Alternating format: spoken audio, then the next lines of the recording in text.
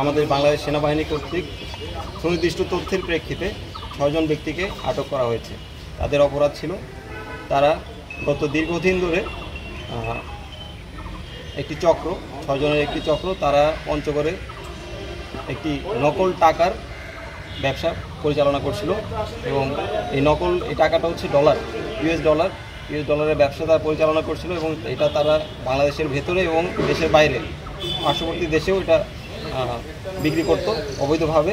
এবং আজকে 80,000 US dollar যেটি নকল টাকা আমরা আজকে টাকাসহ 6 জনকে আটক করি। আমাদের এই কার্যক্রম পঞ্চগড়ে চলমান থাকবে এবং আমাদের আহ্বান থাকবে সকলের কাছে যে আমাদের কাছে সুনির্দিষ্ট তথ্য দিয়ে এই ধরনের অপরাধমূলক কর্মকাণ্ড বন্ধ করা যায়, আমাদেরকে সহযোগিতা করবেন। এই বলে আমার বক্তব্য শেষ করছি। ধন্যবাদ।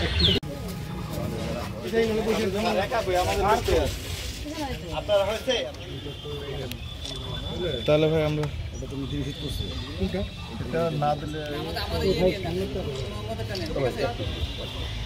উপরে তাকাই ডানে বামে এদিকে একবার